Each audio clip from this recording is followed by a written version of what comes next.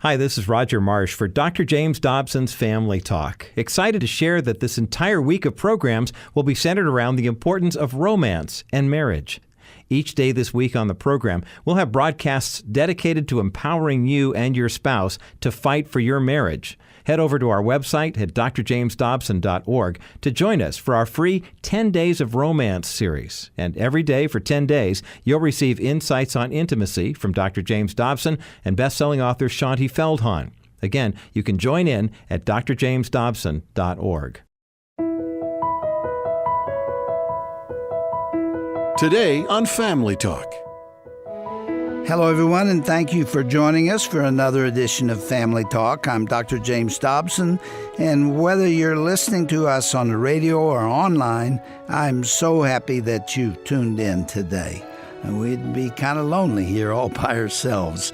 On this broadcast, you'll hear the remainder of an interview between Dr. Tim Clinton and Dr. Sharon May. She is founder and president of Safe Haven Relationship Counseling Center. Sharon is the daughter of some very dear friends of ours, Dr. Archibald Hart and his wife Kathleen. Sharon is also a licensed marriage and family therapist.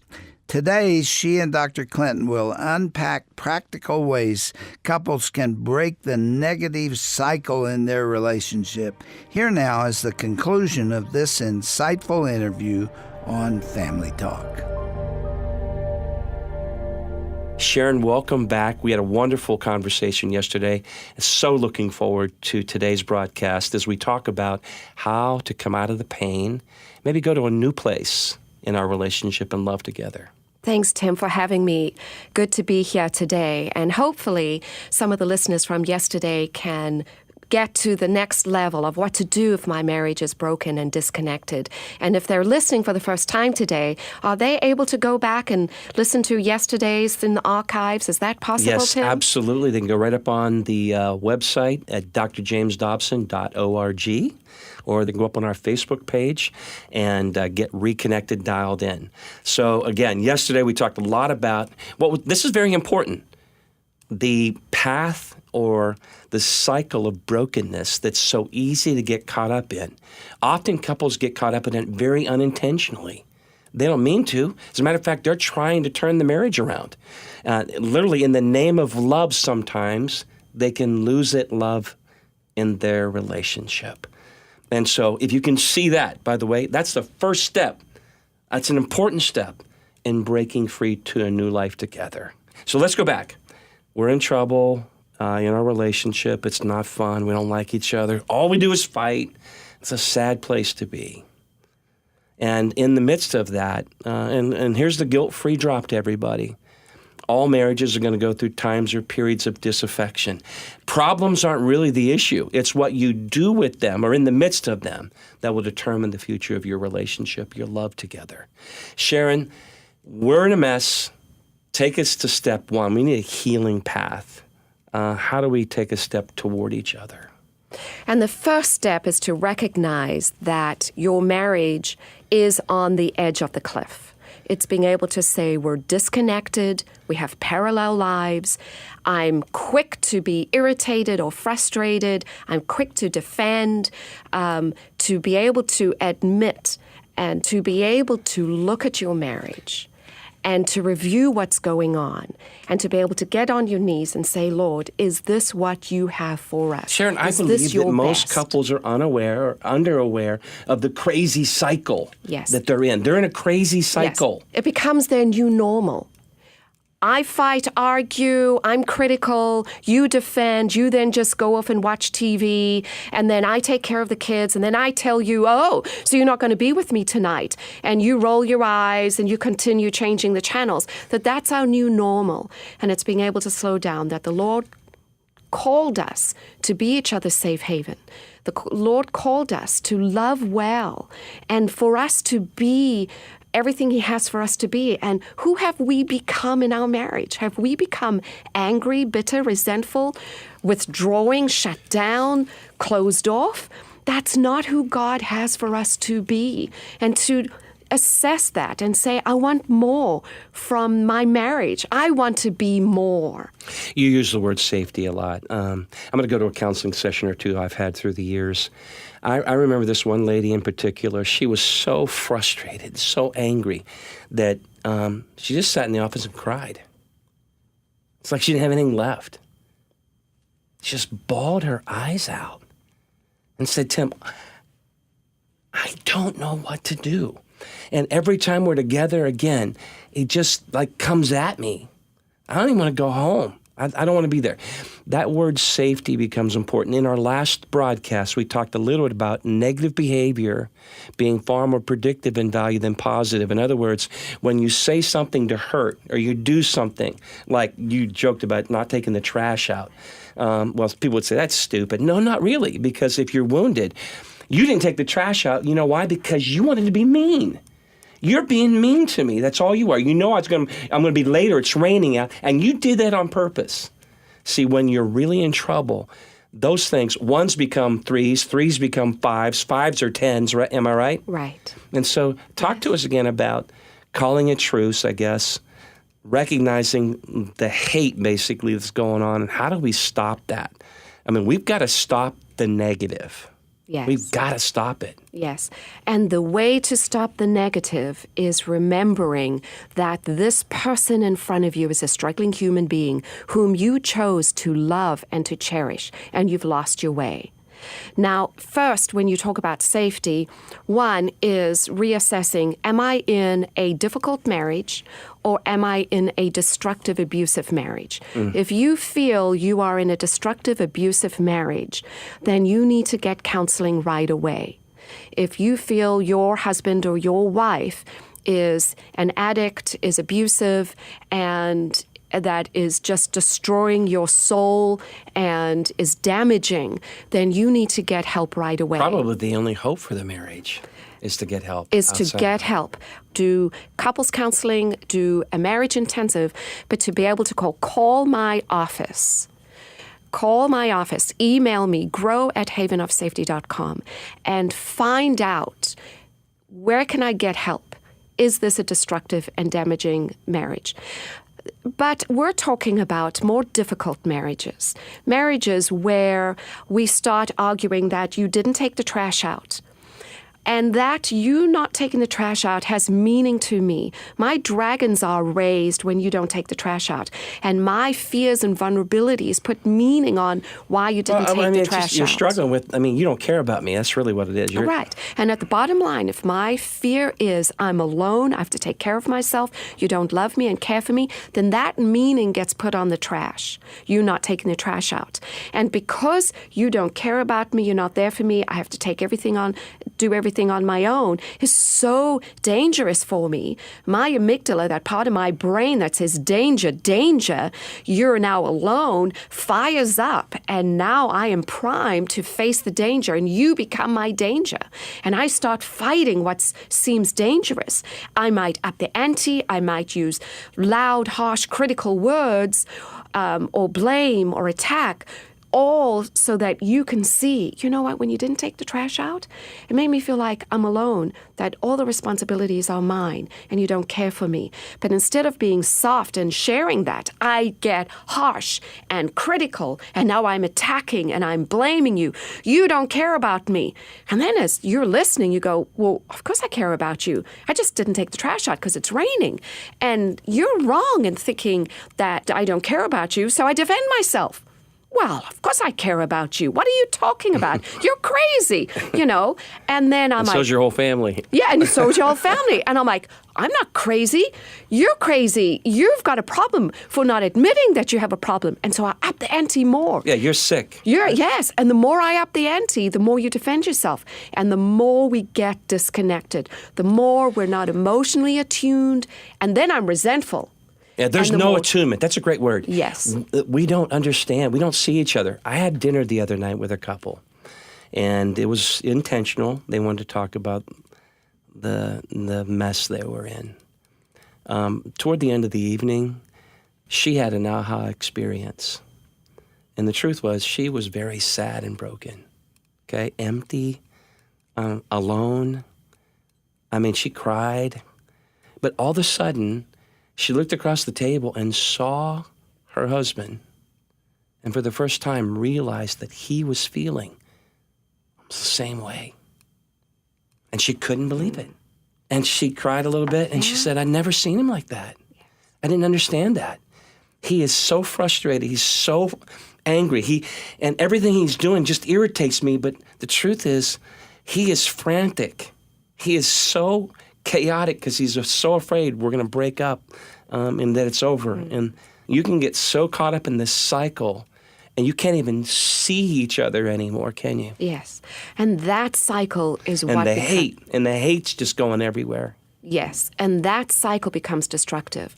That is a very powerful story you just told, Tim, because when we are able to get past that M&M coding, that prickly shell, that defensiveness, that guardedness, or that attacking shell we have, when we get to see past that to our spouse's softer side, as that woman did that night, that she looked past her husband defending or attacking or protecting to see he's a struggling human being who has needs and hurts and just doesn't know how to share them in a way to be heard.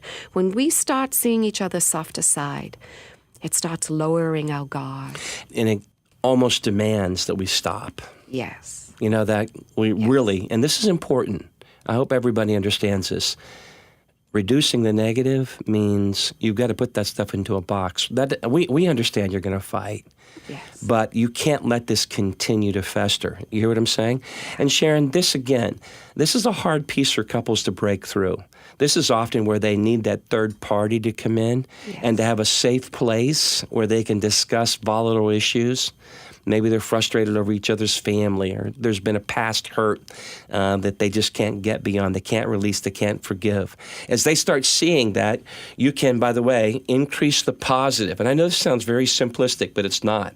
When you become aware of the destructive patterns, when you start focusing on reducing the negative, and you start realizing that we need a little love to flow between the two of us because I'm empty, I'm alone, and all I want is for someone to what? Love me. Okay, what I can do is say, I never saw you like that before. And if I can just start doing some slow, careful reach back to you, like, I'll pray for us. Is there something I can do for you? Yeah, and you're right, Tim, and things and saying like, can you say that a different way? Because I feel a guard going up, and I know you are trying to tell me something important. You know what this guy said the other night? He said, you told me not long ago that I was a good dad. He said, that shook me up so much because it meant so much to me. When you just tell me something like that, I'll walk on glass for you. But because they're fighting so much, there's none of that soft love coming through. Right. So these emotional strands of connectedness aren't there where you feel close. Right, Sharon? So we somehow have to begin, and this is where you might need some baby steps of help getting that to start flowing between the two of you again. When you have so much negativity and literally your emotional brain perceives your spouse as the enemy, to start crumbling that wall and to start lowering your own guard and to start appreciating, listening, be slow to react. Don't do a harsh startup or immediately defensive or blame, but to be able to say something kind. Like, can you say that again? Because I really want to understand you. Or I value you. I woke up this morning and I'm really glad I have you. Or is there something I can do for you today? Or I appreciate you. Or just slip in a little note somewhere. Yes. Or send a text or whatever. Yes. And even to be able to say, we're in the meantime. We haven't fully got down the road. We haven't gone to counseling yet. We haven't done the intensive. But I know we'll get through to the other side because that's the heart of God for our marriage. But in the meantime, I want to appreciate you because I know you're hurting just as much as me. You're wanting to be valued and seen and heard just as much as me. Because it means something to all of us. Maybe this is where, like Gary Chapman's love languages becomes important because we don't know how to reach to each other in each other's love language, especially at this kind of a moment. Yes. You can be loving someone with everything you got and they don't know it. Well, they don't hear it or see it. Yeah, or they don't feel it. Feel it, yes. And it's like, wait a second. Yes. What else do you want me to do? Right, I did the dishes. Don't you feel loved So what? by me? Yeah, then I don't even care if you do the dishes. Yes. What do you mean? I did the dishes. Just come sit and hold my hand. Just spend time with me. Then I feel loved. But you're right, understanding each other's love languages, that I can reach you so that you can feel safe again with me, that you can trust me with your heart, that I'll be emotionally available and attuned to you. I want to know Love you, it. and I want to respond to you in a caring manner, that I now start having good manners versus bad manners. And my mom always said, we can treat people out on the street with the best manners, but when we come home, our spouse becomes the same old couch, the same old, person, and we then can be rude and short, and then we feel, but I'm just being me. No, you're being bad-mannered. Think about how pathetic we are in loving each other. Yeah. It's shameful. Yes, and our spouse needs to receive the most of our smiles. My mom always said she was trying to make life on earth a little bit of heaven for my dad. And I remember one time you saying, but Mom, Dad was just kind of critical to you and kind of snippy to you. Why are you still making him a cup of tea? And she said, no, I have chosen to love you, Dad, and I've made that promise to the Lord. And who I want to be and how I want to love is my obedience to the Lord. So if your dad chooses to be snippy and I'll go to him and I'll say, hey, that hurt me, but I'm not going to be reactive in my loving. Then I'll be mean back. Then I'm not going to make you a cup of tea and I'm going to use bad manners. No, I'm going to love you. I'm going to come to you eye to eye, loving and caringly saying, last night when you didn't take the trash out and then you said I was kind of silly or stupid, that really hurt me. I'm going to speak love. I'm going to go softer, quieter, gentler when I speak my complaints and my hurts. I'm not going to get louder and more angry and critical. Got to train yourself in this. Oh, my Sharon. goodness. Hey, it takes work because it's natural to want to just go, Yes, and it takes character. Yeah, it does. And that's when the Lord says, you've got to grow and become like one whom has created us. That is a lifelong journey to grow our character. We started doing Becoming Real seminars and classes for people. I've started doing intensives for individuals because they say, okay, I get it. I came to the marriage intensive. I know what I need to do in the marriage. But for me personally, to grow and become Christ-like, to love well, is a whole nother journey that the Lord calls us on. And I hear you. Sharon, let's do this because I know we're fighting the clock a little bit. A number of people listening, no doubt, are in a situation where it's painful. Maybe their spouse is done, or the hurts are so deep that they're stuck. They're trying, but they can't get beyond it, and they're going to need some help. And forgiveness, we got a lot of work, because when you look back at these two broadcasts, you realize, man, we've hurt each other a lot, and we're going to need a lot of the deep oil of forgiveness and grace. Yes. Going to have to bring some honor back. But for those who are stuck and they need help, you've been involved, and I know a number of people out there doing now these marriage intensives. I'd like for you to take a moment and talk about why they're significant and what you really try to get done in, say, like a, quote, maybe an extended week of just doing intensive couples therapy. Yes. In my experience, I am finding that couples do better in an intensive setting. That means they will come for 2 to 3 to 4 days, and we work on the marriage from 9:30 to 4 o'clock every single day. And some couples go, whoa, I bet that's a little bit of fun up front, huh? Yes. Is this going to be like, you're going to beat me up for 3 to 4 days? No. We get to the heart of the issues right away. We get to the softer side. We get to identify the cycle. And we get to identify what's really going on and what are you really longing for. We get to identify the hurts and how to heal them. Yeah, you're not skirting the issues, no, Sharon. You're going right into the mess. Oh, and I tell you, couples will say, what? It's 1 o'clock, it's lunchtime already? My goodness, that went by so quickly. You see, a lot of couples go to weekly sessions, and I'm not saying all weekly sessions are not good and healthy, but a lot of times couples say... It depends on the couple. Right. It's the argument of the Situation. week we're just unraveling, and men feel you're going to pick at me, and I'm the problem, and she's... So every I'm week, just- every therapy session's a disaster. Exactly. And we don't get anywhere, and we've been doing this for 6 months, and an intensive can get you ahead what would take 6 to 8 months worth of counseling. And I highly recommend reaching out and investigating and researching the intensive. And you can reach me at grow@havenofsafety.com. I'd be willing to give you information on the intensive model versus couples counseling and to find Sharon, you something. and I want to throw this in too. We know now that if couples go for marriage counseling, typically they're getting the help they want. These marriage intensives, they tend to have a very high success rate, don't they? Very high success rate, yes. We get to the heart of the issue within those first few days. And so it's productive. And you walk away with having gone through a path instead of just dealing with the argument of the week. And I would love to, if I can, Tim, say that Family Talk, if the listeners would like to do an intensive, I would like to work out something that to make it affordable for them so that no couple should be stuck arguing in resentment when there is help. You might get a little overwhelmed.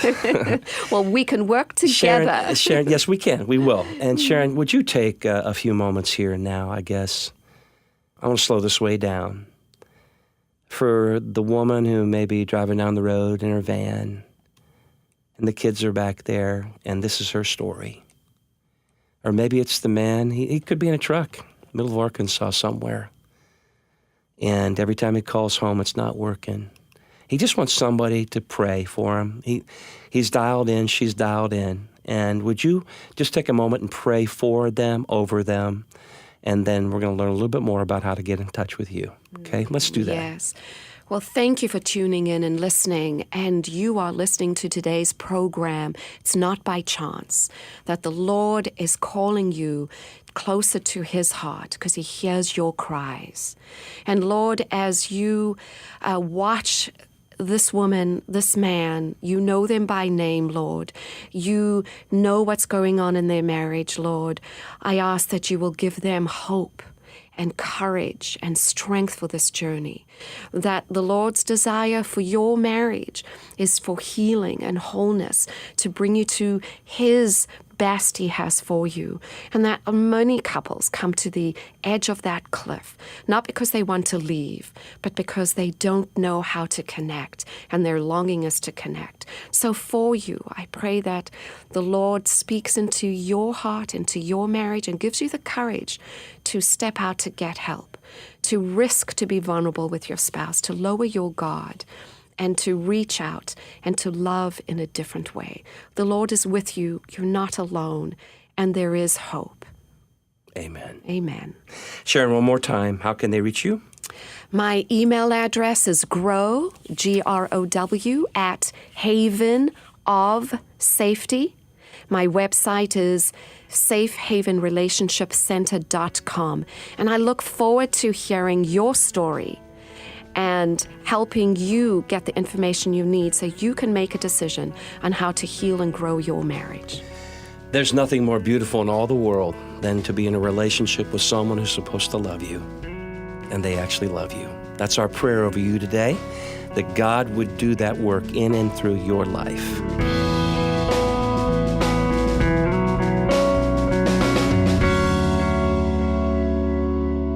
Well, this is James Dobson again at the end of the second half of this broadcast.